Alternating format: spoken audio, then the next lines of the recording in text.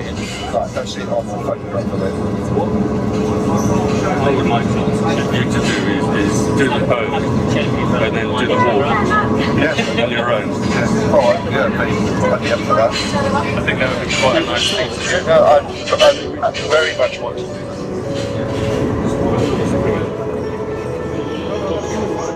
It's an opportunity to come and explore what happened here on the Somme, to learn more about what these guys went through, why they went through it.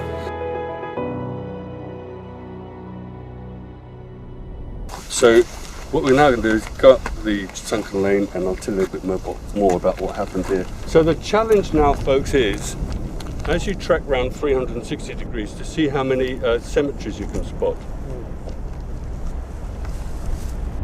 4. I've got 5. I've got 3. Yeah. Fire. Good. Well, actually, the answer is 9. Starting from over there, you've got Tree Alley Cemetery. Then we've got the Frankfurt Trench, New Munich Trench, and then this is Redan number 2. That's the cemetery that's got the 250 in it that we were looking at. Yeah. And so we're attacking this way. There's the lorries going down the road that goes past Sayre Road and up to the big cemetery. We have to factor in the travel. 2 nights, 3 days. None of us were there. It's a chance for me to perhaps share my thoughts, and if people agree with that, that's great. If they don't, that's great too. Getting people to read various letters and stories and things, and I think it helps people feel connected with it and engaged with it. He wrote home to his parents. This letter that we're going to hear now, everybody wrote a letter back just in case the worst did happen. This is Eric. 16th Middlesex Regiment. I'm writing this on the eve of my first action. Tomorrow we go to attack the greatest battle the British Army has ever fought. I cannot quite express my feelings on this night. My greatest concern is that I may have the courage and determination necessary to lead my platoon well. If I fall, do not let things be black for you. Be cheerful, and you will be living then always in my memory. And he dies coming up that slope over there. Unusually, the family came out here, and here's a photograph of the parents and his sister. So you can see how these cemeteries were first developed before they got any thoughts about headstones and everything.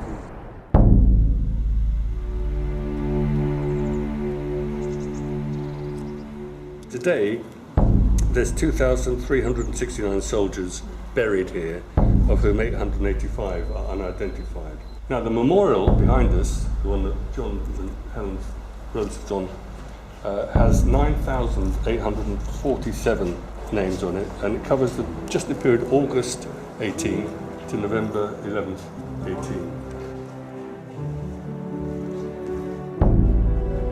18. Tell me who we're looking for. Alexander Allen Everett. He was our grandfather's brother. He died just towards the end of the First World War. Yeah, 8th of October. Something like that. So what are you looking for? His name, obviously. Yeah, we're looking for his name on the... Right, we've been called over. Maybe someone's found something.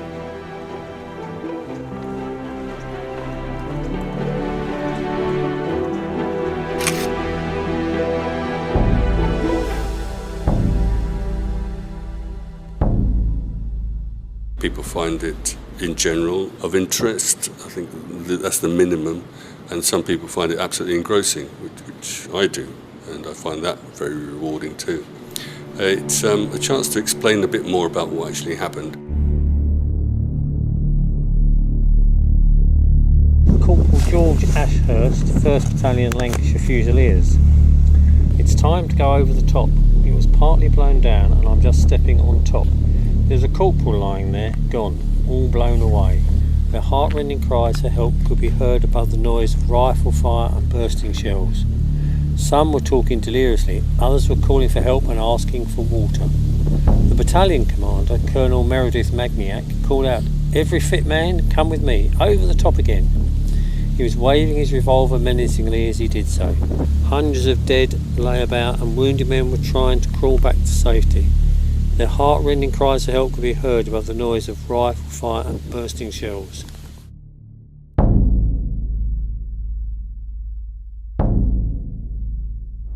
His mother begged him not to sign up. He was, after all, her only son and too young to go to war.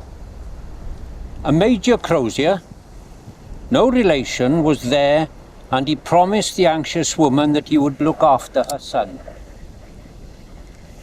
When James was found wandering miles behind lines, unarmed, out of uniform, and apparently shell-shocked, after spending the 1915-1916 winter in the Somme trenches, the man who had promised to see that no harm came to James did not protect him, and it was decided to make an example of him.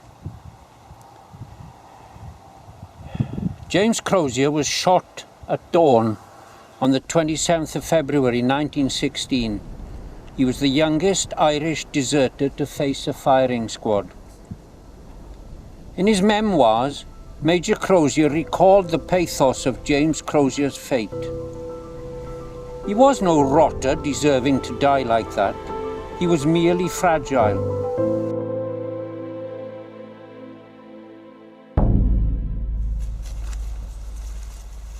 Horace Iles, the youngest soldier to die on the 1st of July in the British Army.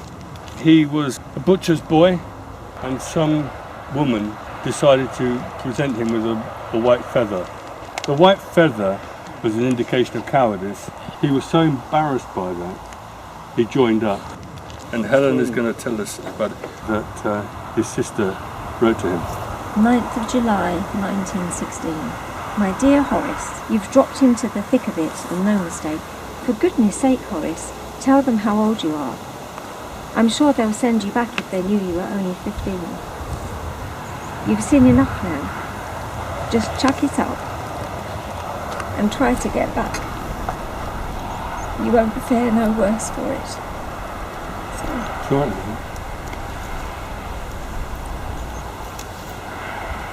If you don't do it now, you'll come back in bits, and we want the whole of you.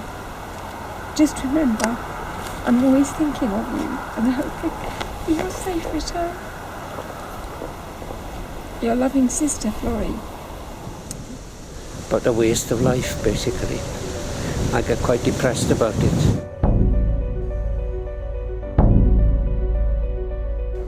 I can come out here many times, say the same things to people many times, and yet every time it has a real impact on me. The last letter home from 2nd Lieutenant Charles Saunders, D Company, 13th West Yorkshire Regiment, to his wife Alma in Great Yarmouth, is in France, June the 27th, 1916. My dearest Alma, you must bear up and be a brave little woman that you are. And I'm glad that we were able to get married, but it is hard to leave you and the little Babs. I feel that I have a lot to tell you but cannot. Take care of yourself. You are a dear girl, and I had hoped to have a long, happy life, just you and I, and perhaps some dear little ones, but it is not to be. Give my love and kisses to Babs, and explain to her, when old enough, the sacrifice we have made for the country. Right, we're just about to head off now towards Mametz Wood, which was scene of very heavy fighting and is particularly associated with 38th Welsh Division. Very, very fierce fighting, hand-to-hand fighting and everything horrific, really. And in the course of doing so, to clear the wood of the Germans, the Welsh incur about 4,000 casualties. Well, I've got my grandfather's medals from the First World War in the box, I remember, from my childhood, but we never ever discussed what it was about. And the Welsh Division lost 4,000 men in 5 days of fighting. So, But your grandfather survived. He was very lucky. Yeah, he survived.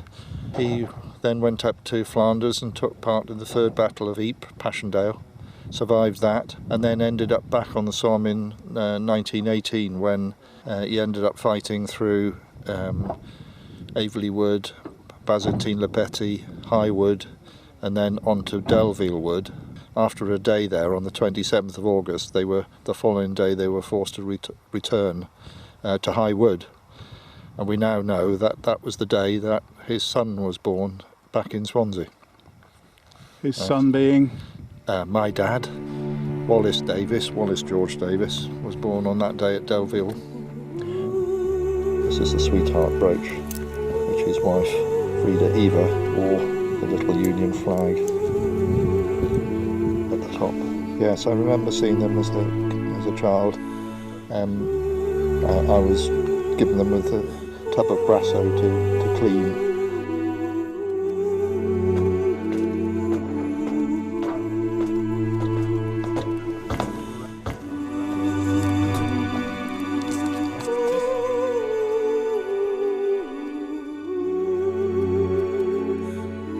That's my grandfather. His name's George Llewellyn Davis, and he volunteered in October 14. He fought here, and there he is, with his wife, my mum, and a little me.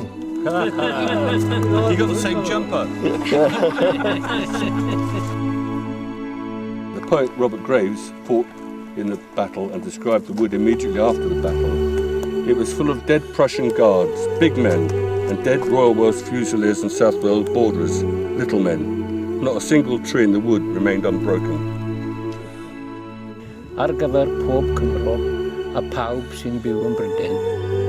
Wi am ddiolch i chi gyd am roi'ch bywyd yn mwyn ni.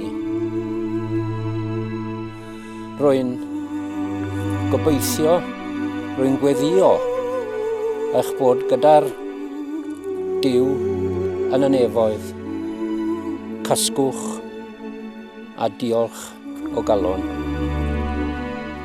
Amen. I'm just saying thank you on behalf of everyone who survived, to thank them for giving their life the way they did. And I end by saying I pray that you're with somewhere where it's peaceful and got the Lord to look after you. War's hell. And if you doubt the same, today I found in Mamet's Wood a certain cure for lust of blood. And even now the earth stands sentinel, reaching back into itself for reminders of what happened.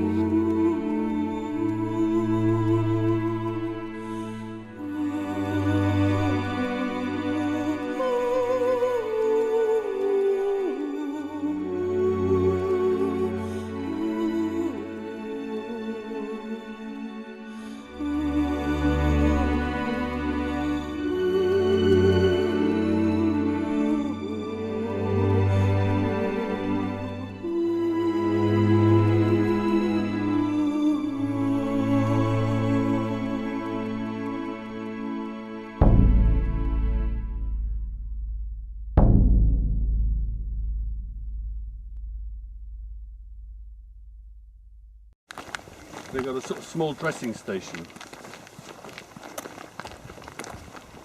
The Padre is busy here just seeing how people are going. I think sees Graves, chats to him. That evening at dinner, or what passes for dinner, the colonel, or the lieutenant colonel of the battalion says, we need to start sorting out some medals for people. You know, who's up for an MC? Oh, Robert Graves is he's been doing well, hasn't he? Let's put Gravesy up for a military cross. And in those days, the only awards you could get posthumously were mentioned in dispatches or the Victoria Cross. So the chaplain says, "Don't think so." So I've just seen Graves at the dressing station. He's dying. You can't. Oh dear. Okay, right. So off they go. And a couple of days later, Graves is recovering. And somebody says, "Have you read this?" Hands him a copy of the Daily Telegraph, where he's got his obituary in it. So there we are. Anyway, let's have something to eat. Now you know why I buy the Mercury every Yeah. week in Hoddesdon. Just to see if you're Just still to alive. see if I'm still alive. Oh, you didn't read last week's then? This is the old Blighty tea rooms at La Boiselle. It's one of the favourite stopping places for people to have a bit of a relax and enjoy some of the artefacts they have in this collection here. Much as I love the history totally, and there's all the equipment, it's the men and the stories of the men that really get to me. I love the idea of living in France, and we started coming out here 30 years ago. We got a chance to move and work, so we went, yeah, why not? We've been coming for the history, so now we can do both. We can live here and enjoy the history. It's run by Alison and John, English couple. They do a great job.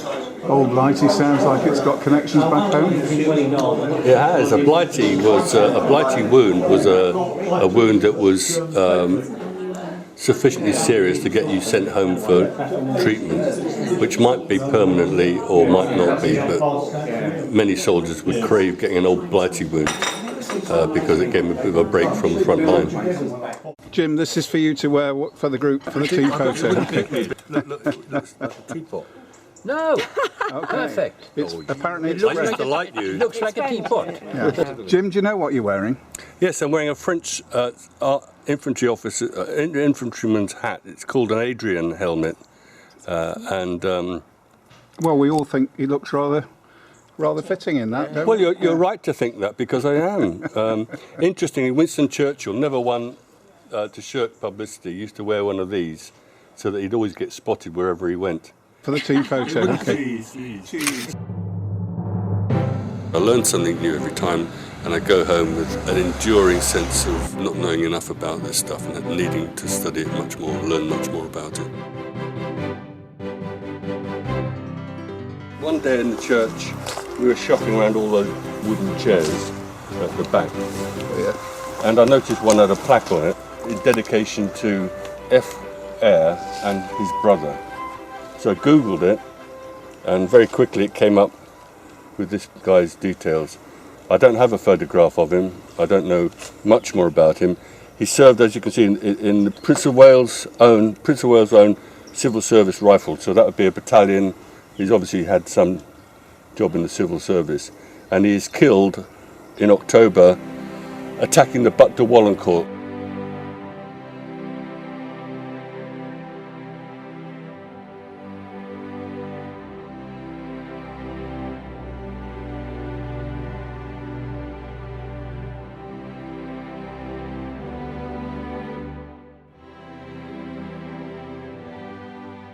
These are examples of the shrapnel that you find all over the battlefield. These are bits of shell casing that have exploded, and they were designed to break off into these small bits that would come hurtling at you at great speed and cause immense damage. These would blind you, take off a hand,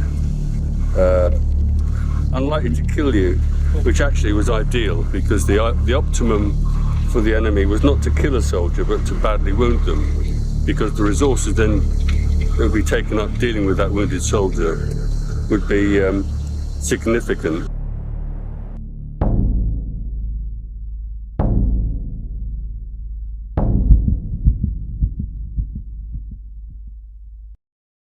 You ever done a trip like this with some German people? No. I've met some German people, but they're quite rare to see Germans here. You do see some, but they don't, by no means significant numbers. The First World War is really something fading away in history. They don't have any great national interest in that. I think because as a nation they feel they've moved on. The post-unification, they don't see this as being particularly relevant. It's a bit in the same way that the Germans, in my view, very greatly to their credit, have reconciled their position on the Second World War. The First World War is really something fading away in history.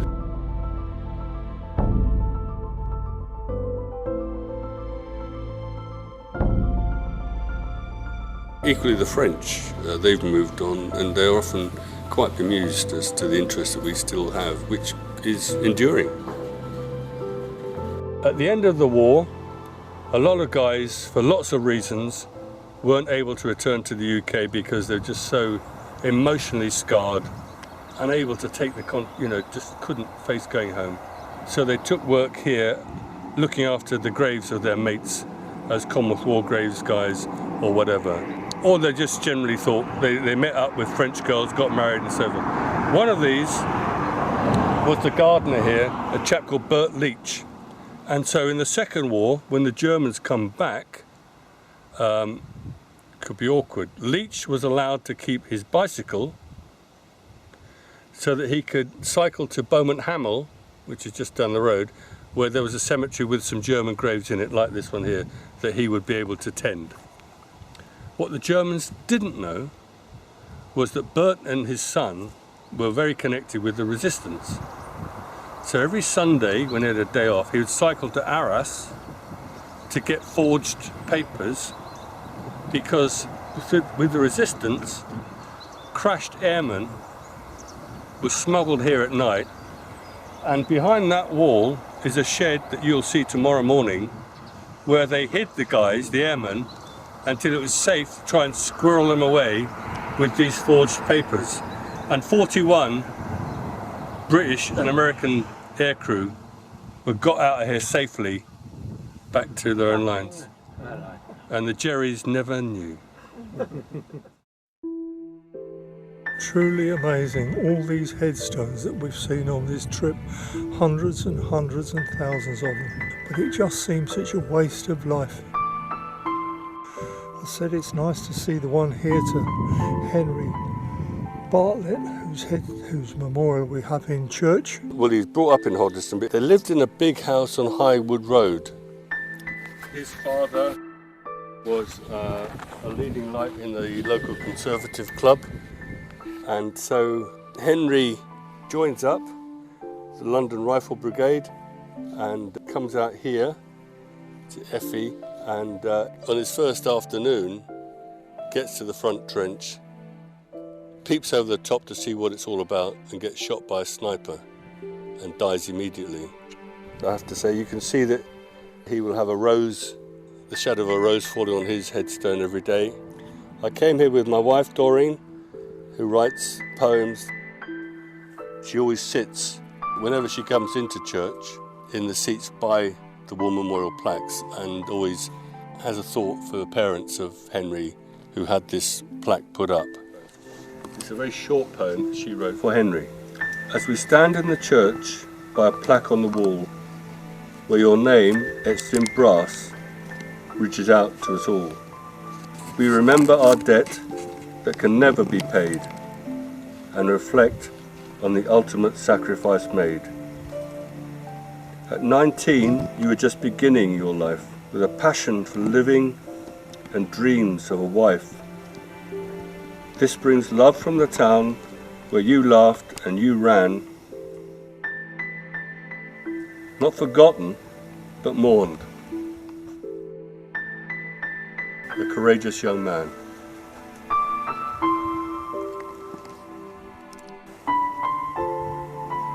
He's got a rose here which is dedicated to him, so I'm actually planning to prune the rose, take the cuttings back and try and bring them on, and we can then hopefully put them in our churchyard.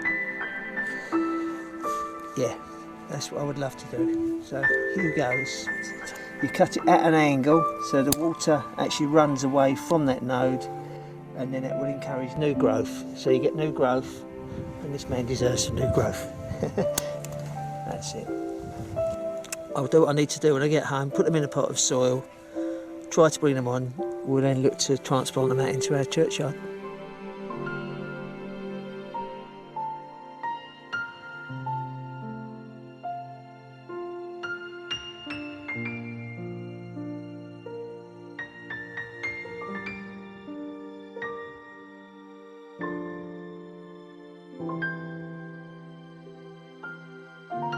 So this is in Flanders Fields, written by McRae, the Canadian medical officer up at Ypres. Actually, his friend died and he wrote this. In Flanders Fields, the poppies blow between the crosses row on row that mark our place. And in the sky, the lark still bravely singing, flies scarce heard amid the guns below. We are the dead. Short days ago we lived, felt dawn, saw sunset glow. and now we lie in Flanders Fields.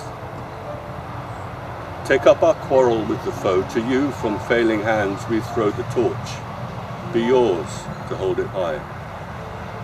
If ye break faith with us who die, we shall not sleep, though poppies grow in Flanders Fields.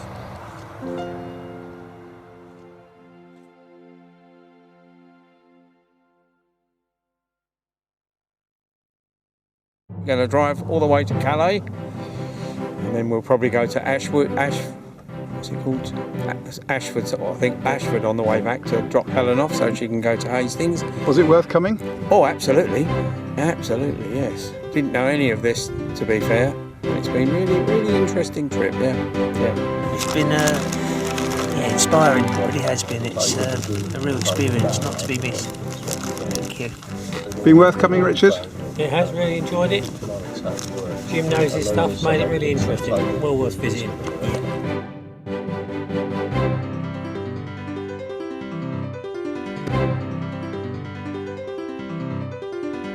So, how's this group compared with others? Dreadful. It's just been a complete disaster. I've never met a more charming bunch of chaps, and John's sister Helen adds only to the ambience. No, it's been good fun.